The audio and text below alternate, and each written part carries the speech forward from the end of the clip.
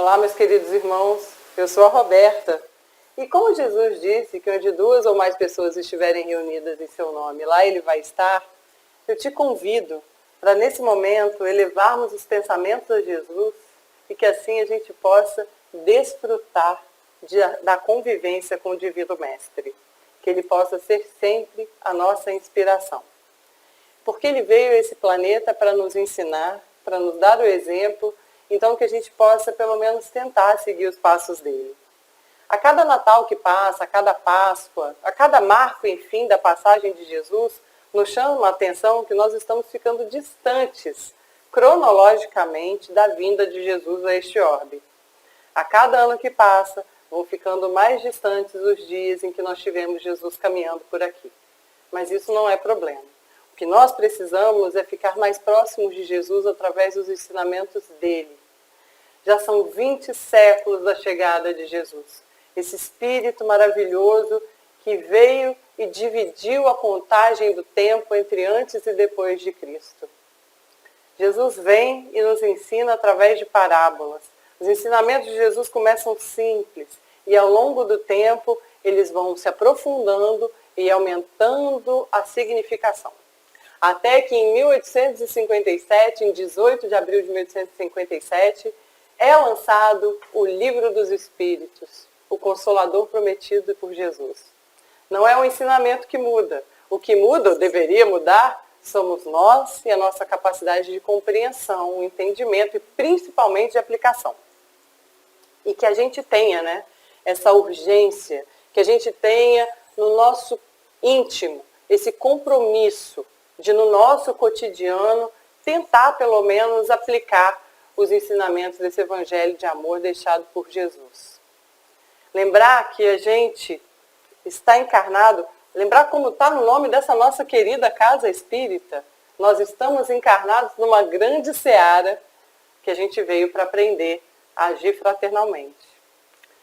E hoje, nós vamos fazer uma reflexão aqui, nós vamos nos debruçar um pouquinho sobre esse Evangelho de Jesus. Nós estamos longe fisicamente, mas certamente muito juntos, muito pertinho, através dos melhores sentimentos dos nossos corações.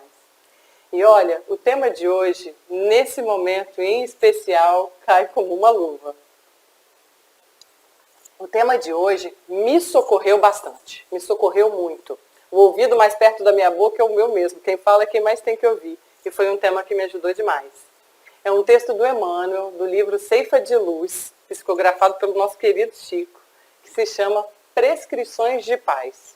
Aqui, tal qual um médico cuidadoso nos prescreve uma rotina de cuidados com a saúde, Emmanuel nos recomenda, nos prescreve orientações de paz e para a paz, para a nossa paz.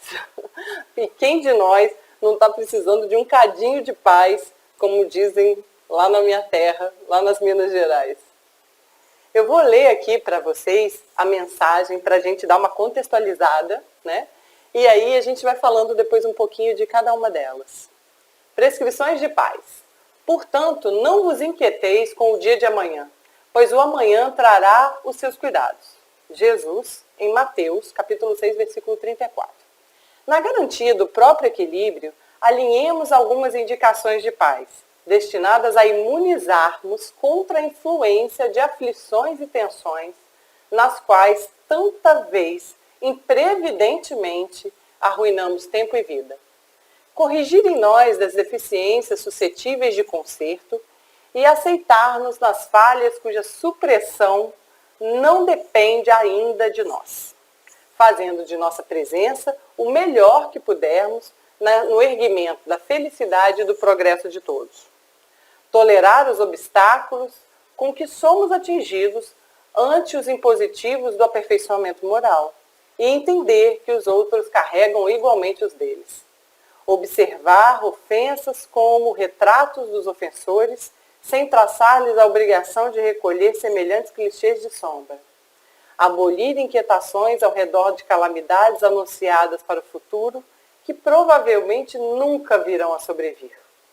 Admitir os pensamentos de culpa que tenhamos adquirido, mas buscando extinguir-lhes focos de vibrações em desequilíbrio, através de reajustamento e trabalho. Nem desprezar os entes queridos, nem prejudicá-los com a chamada superproteção, tendente a escravizá-los ao nosso modo de ser. Não exigir do próximo aquilo que o próximo ainda não consegue fazer. E nada pedir sem dar de nós mesmos. Respeitar os pontos de vista alheios, ainda quando se patenteiam contra nós, convencidos quanto devemos estar de que pontos de vista são maneiras, crenças e opiniões e afirmações peculiares a cada um. Não ignorar as crises do mundo, entretanto, reconhecer que se reequilibrarmos o nosso próprio mundo por dentro, esculpindo-lhes a tranquilidade e a segurança em alicerces de compreensão e atividade, discernimento e serviço, perceberemos de pronto que as crises externas são fenômenos necessários ao burilamento da vida, para que a vida não se tresmale da rota e que as leis do universo, da rota que as leis do universo lhe assinalaram no rumo da perfeição. Prescrições de paz. O roteiro de Emmanuel é para nos auxiliar em todos os dias. Mas esse socorro, num momento tão especial que a humanidade tem passado, é realmente um bálsamo, porque nos ajuda a nortear um pouco os nossos esforços e trazer, assim, um pouco de apaziguamento íntimo. Exatamente como Emmanuel diz. Ele nos diz lá no início, né, do texto, que para a gente garantir o próprio equilíbrio e assim a gente se manter equilibrado e assim nós possamos nos imunizar, nos proteger de tantas tensões, aflições que muitas vezes nos fazem perder tempo e vida, ou seja, energia. Emmanuel, inclusive, usa uma palavra aqui que me chamou muita atenção, imprevidente. Imprevidentemente, né? Ora, se a gente é imprevidente, a gente é descuidado, a gente é imprudente e a gente é desatento.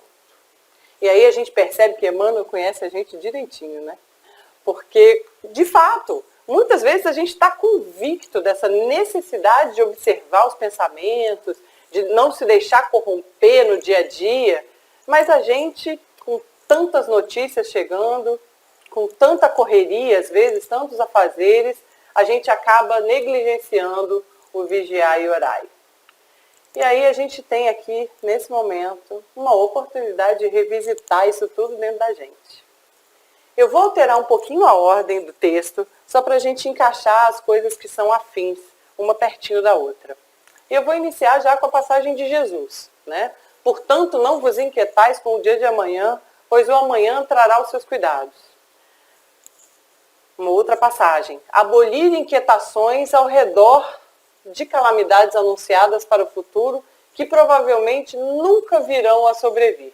O evangelista Mateus traz aqui essa passagem de Jesus que nos ajuda a avaliar as nossas ansiedades em relação ao futuro, né? Essa fórmula que a gente no popular, uma forma de falar que a gente no popular diz assim, a cada dia sua agonia, né? Quem sofre por antecipação sofre duas vezes, a gente também costuma dizer isso. Porque a gente costuma sofrer antes do fato acontecer e aí quando a coisa acontece de fato, né?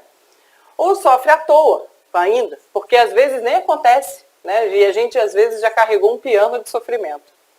Na pergunta de número 89 do Livro dos Espíritos, a espiritualidade superior, ela faz uma observação interessante sobre isso. Quando o pensamento está em alguma parte, a alma também aí está, pois que é a alma quem pensa.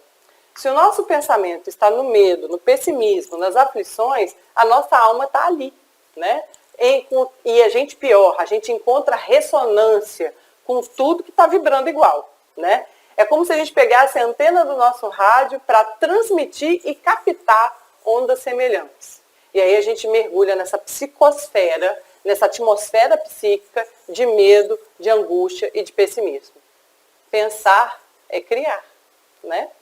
Joana de Ângeles, no livro Após a Tempestade, no capítulo Poluição e Psicosfera, ressalta essa poluição venenosa que não se refere a gases emitidos nos carros, não é nada que compromete as nossas nascentes de água, né?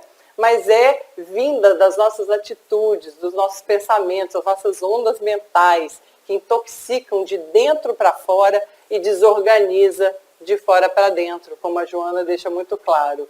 E também a própria veneranda Joana de Ângeles nos orienta no livro Vida Feliz com uma pílula, né? A Joana psicografa através do Divaldo e ela nos deixa a pílula de número 47, que nos diz o seguinte, que a gente deve acompanhar o desenrolar dos fatos sem sofrimento de véspera, né? Já que as nossas ansiedades não vão alterar o curso das horas. Talvez o que nos aflige aconteça, mas talvez aconteça de uma maneira diferente, já que a vida é sempre repleta de mudanças e transformações. E aí, a gente se mantendo em harmonia íntima, a gente vai se afastando do medo e da agitação. E Emmanuel ainda segue, né, nessas orientações de paz. Corrigir em nós as deficiências suscetíveis de conserto e aceitar-nos nas falhas cuja supressão não depende ainda de nós, fazendo de nossa presença o melhor que pudermos no erguimento da felicidade e progresso de todos. Admitir os pensamentos de culpa e que tenhamos adquirido, mas buscando extinguir-lhes os focos de vibração e desequilíbrio através do reajustamento e do trabalho. Meus irmãos, isso aqui é o feijão com arroz do espírita. Tem que estar na mesa do espírita, todos os dias, né? Esse autoexame, essa autoavaliação, né? Essa avaliação de si mesmo, para a gente primeiro identificar onde que a gente precisa melhorar, né? É uma passagem linda de Jesus na Bíblia, no Evangelho de Lucas, capítulo 18, que é o cego de Jericó, né? E aconteceu que Jesus estava chegando a Jericó e um cego estava sentado perto, né, do caminho, assim, mendigando, e ouvindo a multidão, o burburinho da multidão, ele pergunta o que estava acontecendo, né? O que é aquilo? E aí os que estão passando respondem que é Jesus o Nazareno que passava. E então ele começou a clamar, Jesus, filho de Davi, tem misericórdia de mim. E as pessoas iam passando e iam repreendendo ele, falando para ele ficar quieto, para que ele se calasse. Mas aí mais ele gritava, mais ele clamava, filho de Davi, tem misericórdia de mim. Então Jesus pede para trazer ele para perto dele, né? E pergunta, que queres que eu te faça? E ele responde, Senhor, que eu veja.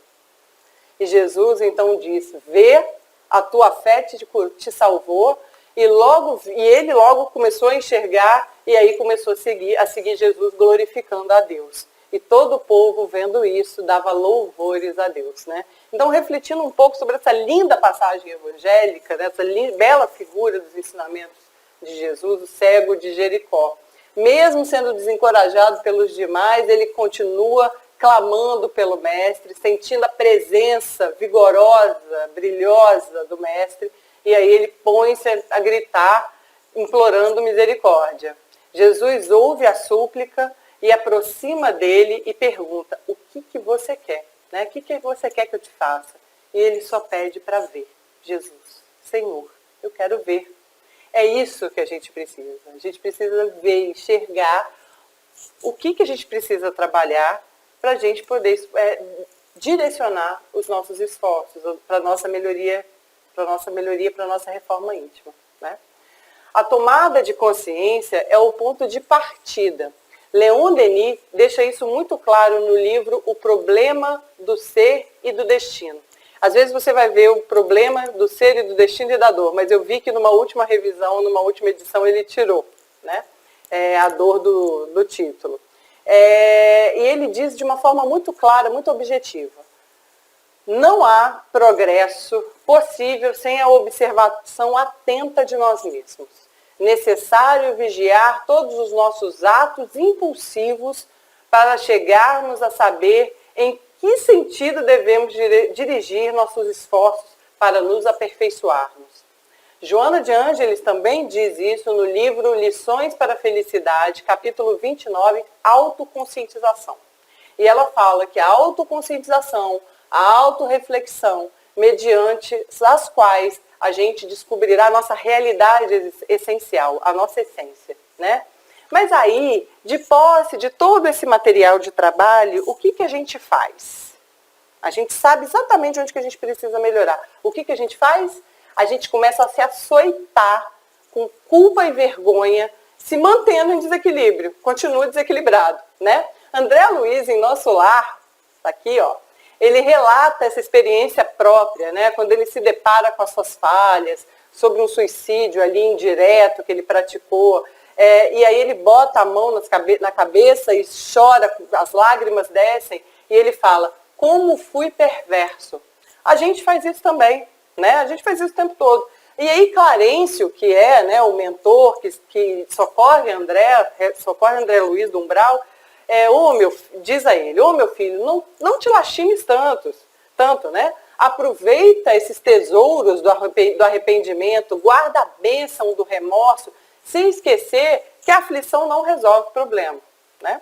Muitos de nós que aqui perambulamos, chegaram aqui nas mesmas condições. Ele fala que todos que chegaram ao nosso lar, muitos que chegaram ao nosso lar, chegaram nas mesmas condições de André, que é para ele guardar esses tesouros do arrependimento, do remorso, sabendo que ficar remoendo aquilo não ia produzir nada, não era produtivo, mas que era o pontapé inicial, né, para a modificação. Lísias também, que é como se fosse um enfermeiro, um grande amigo de André, diz que nosso lar é lar, né, de espíritos que falharam, né, mas que tem a alegria porque o Senhor não retirou o pão do trabalho, não tirou a oportunidade do trabalho. E ainda diz que quando as lágrimas se originam não da revolta, elas constituem remédio depurador. A Hermance Dufour, ela foi uma das principais médiuns do professor Rivaio. No filme do Kardec, ela é retratada assim como o pai dela, né? Então, o nosso querido Allan Kardec trabalhou com a Hermance. Foi junto com Kardec, ela fundou a Sociedade Espírita Parisiense.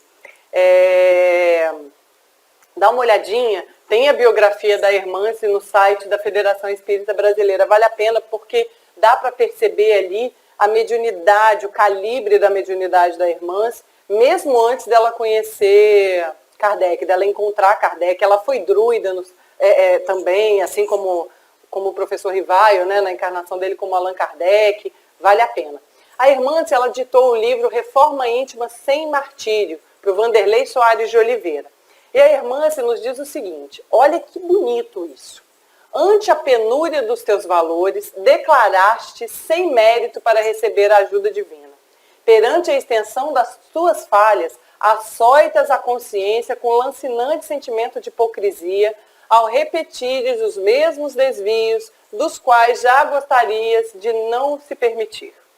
Essa é a estrada da perfeição, não se martirize. Todos nós, quando a gente se depara com os nossos tropeços, né, nas mesmas dificuldades, a gente de fato fica se torturando, né?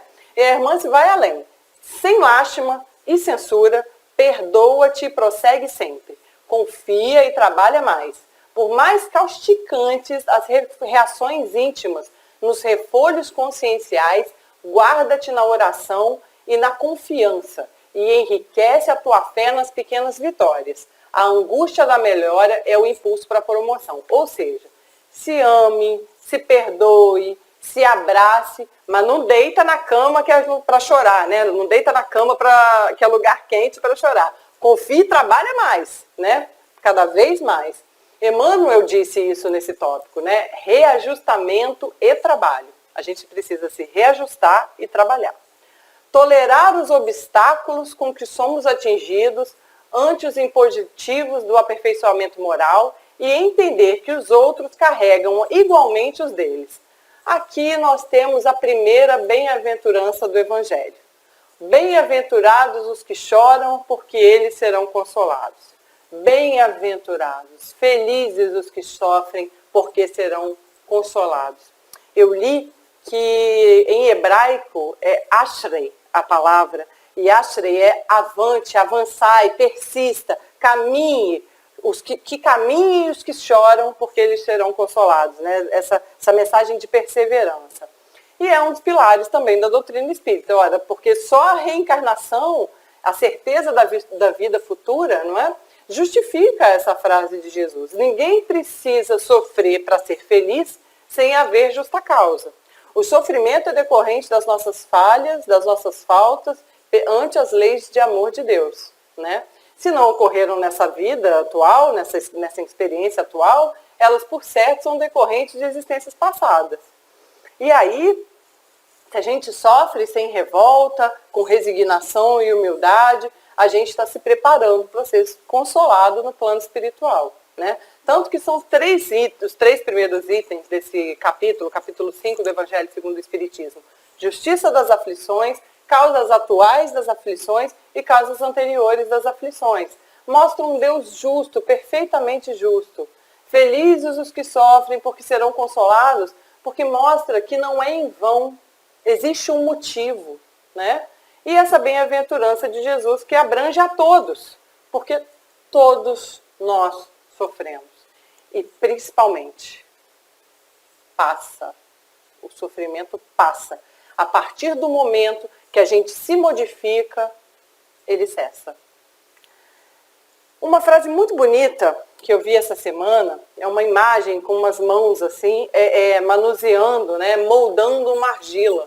E essa imagem, ela vinha com a seguinte frase: quando você deixa Deus te moldar, as digitais dele ficam em você, né? Então, quando a gente está enfrentando as nossas provas, a gente está se aperfeiçoando, estamos nos moldando para a gente agir em concordância com as leis de Deus.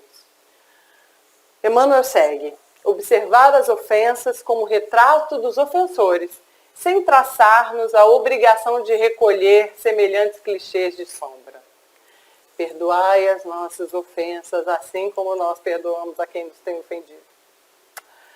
Não é uma frase para ser repetida mecanicamente quando a gente faz a oração do Pai Nosso, né? Se a gente deseja o perdão para nós, a gente tem que igualmente conceder esse perdão, né? É realmente um ponto desafiador. Não é fácil. Fácil é só engordar, eu costumo dizer, né? Porque a gente tem uma grande dificuldade de perdoar a si próprio. Imagina o outro, né? Uma vez me disseram que não é o tempo que cuida tudo, é o perdão. E isso faz muito sentido, né? Porque às vezes a gente carrega anos, dezenas de anos, aquelas correntes pesadas, às vezes centenas de anos, várias encarnações ali, com aquele sentimento de mágoa, de rancor, cristalizando na gente, né? E aí, a única coisa que nos liberta realmente é o perdão.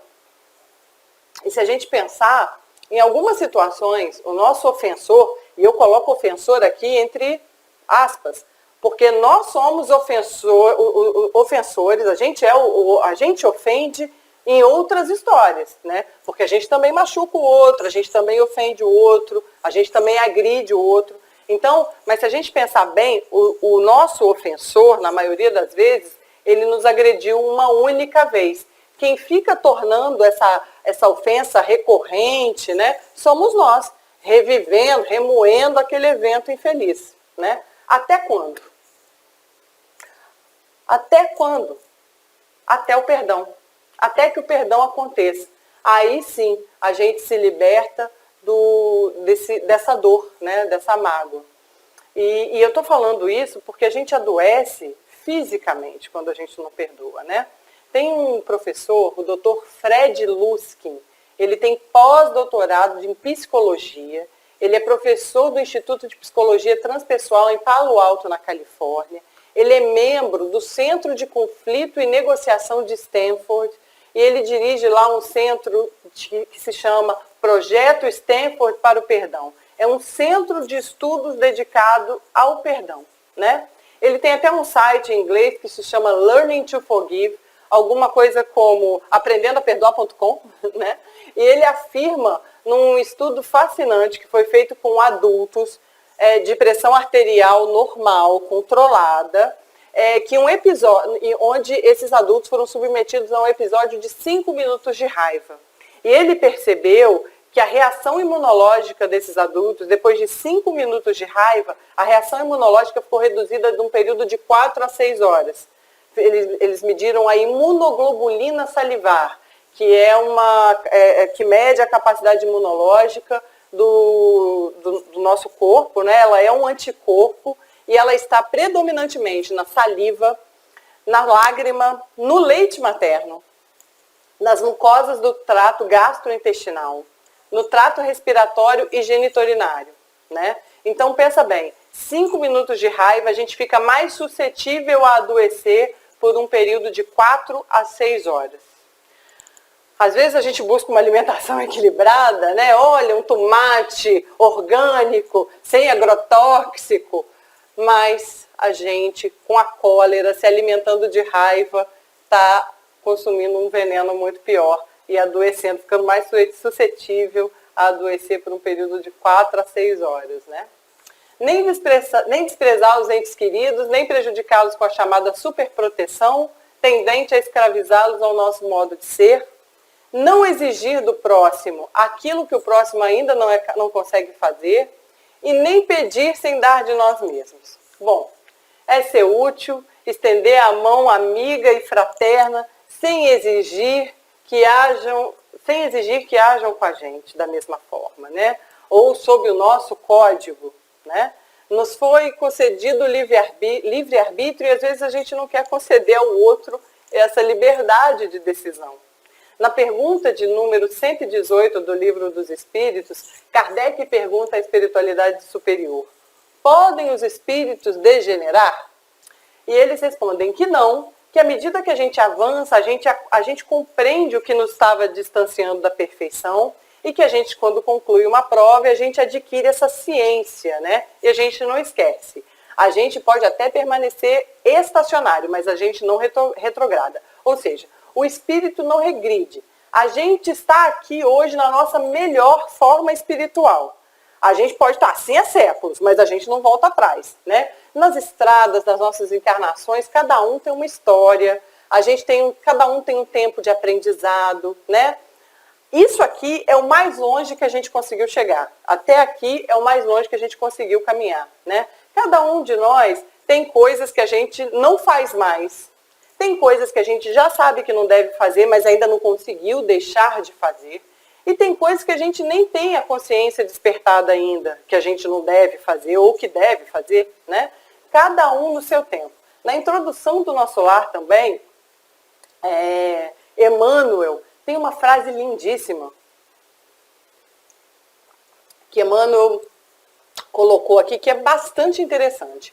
Os que colhem espigas maduras não devem ofender os que plantam à distância, nem perturbar a lavoura verde ainda em flor.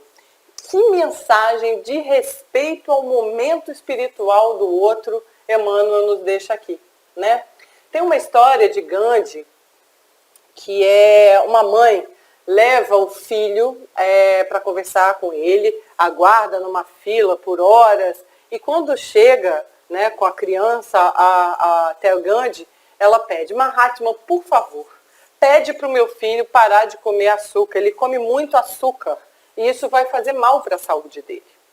Então Gandhi reflete um pouco, olha para ela e fala: olha, traz seu filho aqui daqui a 2 semanas.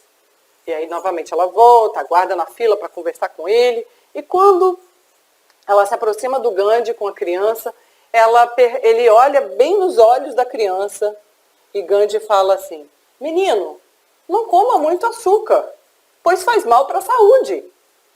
E aí ela fica agradecida, mas fica meio surpresa. Ela fala: poxa, por que você não falou isso para ele nas 2 semanas atrás, né? Por que você me fez voltar aqui para dizer exatamente o que eu te pedi para falar para ele?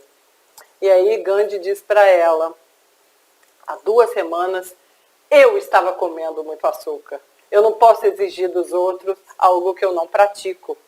Então a gente tem que dar de nós mesmos, não exigir do outro que ele não tem condição de dar, né? E a gente tem que saber se a gente teria condição também de fazer aquilo que a gente está pedindo do outro, né?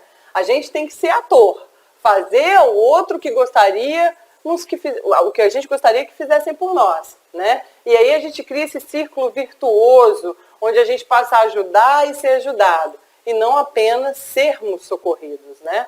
Faz parte da gratidão a gente passar adiante o que a gente recebeu e que nos ajudou tanto, né? Respeitar os pontos de vista alheios, ainda quando se patenteiam contra nós, convencidos quanto devemos estar de que pontos de vista são maneiras, crenças, opiniões e afirmações peculiares a cada um. Dar a liberdade do outro ser como é, sem julgamento. Hoje a gente vê tanta briga, tanta discussão nas redes sociais, agressões a quem a gente nem conhece, melindre, né? Tanto melindre. A gente tem tanta dificuldade de olhar o outro com um olhar de compreensão, de respeito. A gente não consegue nem ser isento, às vezes, a uma realidade que não nos diz respeito, né? A gente quer sempre dar uma opinião e às vezes aquilo ali não tem nada a ver com a gente. A gente abre voluntariamente mão da nossa paz porque a gente não deixa o outro às vezes ser como é, né? A gente não consegue nem enxergar que quanto mais formas de ver a vida ou uma situação a gente tem, mais completo a gente é, né? A gente consegue compreender melhor as coisas. Nada nos pertence, nem o ar que a gente respira. Quando a gente enche os pulmões, a gente tem que soltar, né? Para a gente poder respirar de novo. Então, nem esse ar que a gente respira nos pertence. Por que será que a gente tem a vã impressão de que a gente possui, é dono da verdade e toda a razão? Se a gente não é dono nem do ar que a gente respira, né? A gente não pode ignorar as crises do mundo, entretanto, reconhecer que se reequilibrarmos o nosso mundo próprio por dentro, esculpindo-lhe a tranquilidade e a segurança em alicerces de compreensão e atividade de discernimento e serviço, perceberemos de pronto que as crises externas são um fenômeno necessário ao burilamento da vida, para que a vida não se tresmalhe da rota que as leis do universo lhe assinalam no rumo da perfeição. A gente está num planeta de provas e expiações aí, flertando com a regeneração. Tanto nós encarnados, todos nós encarnados nesse planeta, nesse momento, estamos numa grande escola, nesse grande hospital terreno onde a gente veio tratar os nossos espíritos. Todos nós somos enfermos, internados nesse grande hospital. Às vezes a gente é doente do pé, porque a gente continua ainda caminhando por caminhos tortuosos. Às vezes a nossa boca é doente, porque a gente ainda profere palavras equivocadas, amargas, duras. Às vezes a nossa cabeça é doente, porque a gente ainda tem pensamentos torturantes e tóxicos. Às vezes as mãos, né? As mãos, às vezes atrofiadas, porque a gente não ajuda, não as usa para ajudar o próximo, né? Às vezes essas mãos que só querem tocar, pegar o que é material. Outras vezes elas são usadas na violência, mesmo sabendo do potencial enorme de carinho que as mãos têm. Mas e Jesus? Jesus veio para os doentes, veio exatamente para os enfermos, né? E em nos curando internamente, a gente vai propagar para esse mundo o que a gente tiver de mais salutar. O que a gente cultivar dentro de nós será o que a gente vai transbordar para esse mundo. E eu te convido aqui, então, agora, para a gente fazer junto, para encerrar a oração de São Francisco de Assis. São Francisco, nessa oração belíssima, não pede nada a Deus. Ele pede para Ele fazer. Ele quer ser o agente de mudança. Ele não pede para Deus fazer nada, né? Ele pede para ir levar a luz, Ele pede para ir levar o amor, para ir levar a paz. Então eu te convido para a gente encerrar com essa reflexão. Senhor, fazei de mim um instrumento de vossa paz. Onde houver ódio, que eu leve o amor. Onde houver ofensa, que eu leve o perdão. Onde houver discórdia, que eu leve a união. Onde houver dúvidas, que eu leve a fé. Onde houver erro, que eu leve a verdade. Onde houver desespero, que eu leve a esperança. Onde houver tristeza, que eu leve a alegria. Onde houver trevas, que eu leve a luz. Ó Mestre, fazei com que eu procure mais consolar que ser consolado, compreender que ser compreendido, amar que ser amado, pois é dando que se recebe, é perdoando que se é perdoado, e é morrendo que se vive para a vida eterna. Meus irmãos, foi um prazer enorme estar aqui nesse momento de reflexão, de convivência, nesse momento de socorro espiritual. Como Maria disse, tudo passa. Fiquem com Deus. Muito obrigada. Uma boa noite para todos.